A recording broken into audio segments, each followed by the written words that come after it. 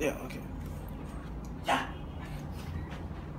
8th of October 1996 was a very special day for Mr. and Mrs. Rajpaksha because the fourth and final member of their family joined them on this day. It was a rather unusual day for the hospital that this baby was born into because this baby was the only baby boy who was born in that ward for the entire day. So now, like you can understand, I am this baby boy, or I was this baby boy who I spoke of earlier. And being born into this world, surrounded by the opposite gender, here I am, 20 years later, standing right here, delivering a speech in front of you, single as hell, with only one more week to go for this year's Valentine's Day. Sad life. So from my small ages, from eating glue to crawling in mud, and coming up here and giving you this speech, a lot of things has happened in the past 20 years. So let me wind it up a few years back so I can tell you my story and you can get to know me a little bit better.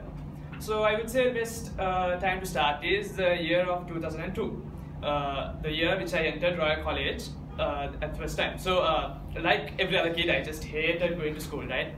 But truth be told, I am who I am. Good, bad, or whatever you see in me is because of what I learned at school. So this was the same period of time where my father bought a new PC, right? Those days a new PC is the huge PC with the CRT monitor, really slow, big, huge, white PC. So basically he bought it to do his office work, but he let me play around with it. So I remember the first game I played, which was Doom 2, Hell on Earth, which was a very, a messy game for a small kid to play, but really good game. So moving on ahead, in 2007, I joined the Boy Scouts movement at school. So it was a really amazing time for me because I met the most amazing people and I made myself a set of friends who I could count on. And this set of friends, even today, like I meet them every weekend, and this is a rare sort of relationship or friendship you would find these days because you wouldn't have friends like that nowadays.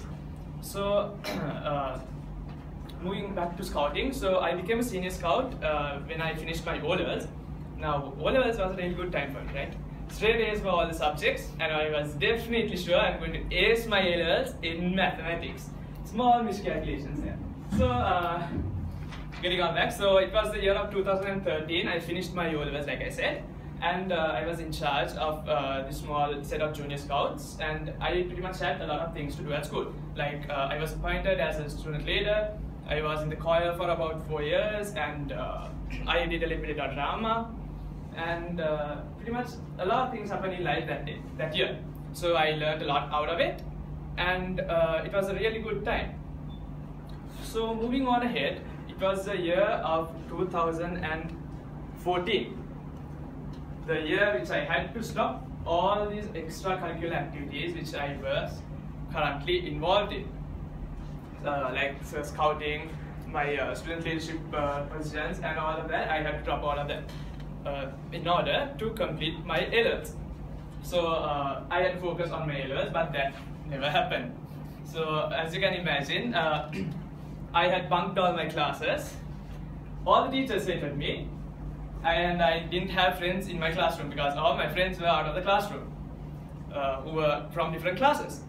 So basically, I didn't understand what the teachers taught me. That's the usual scenario for a math student, but it was kind of too late for me to understand it. So in 2015, I finally did my A-levels.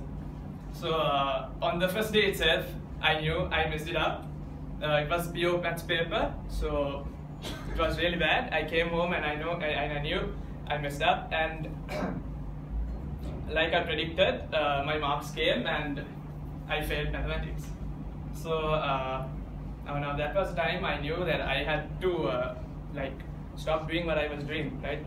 My initial plan was to stay at school for 1 more year, become a prefect with my friends, and move on with life after that.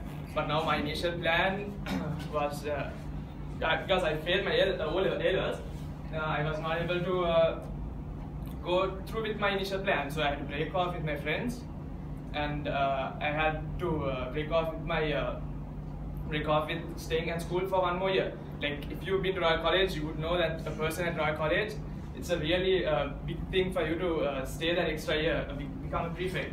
So, but then I had to let go of it, and to make matters worse, I was really unhealthy at that time. I was really fat. I gained a lot of weight, and I couldn't even bend down and tie my shoelaces. So what happened was, then I thought I had to get myself straight, so I joined the gym. It was later in 2015. I joined the gym, and during that time I was playing a lot of video games. Like, so I had a lot of friends who I met through video games, and they were the ones who told me about IIT.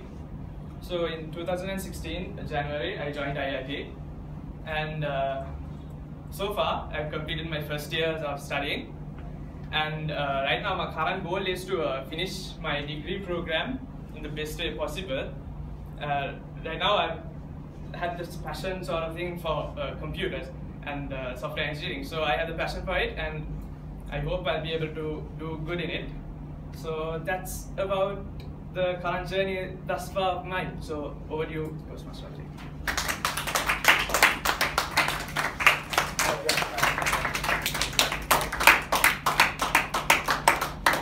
Thank you, Umen. That was a wonderful speech, a journey about your life and how you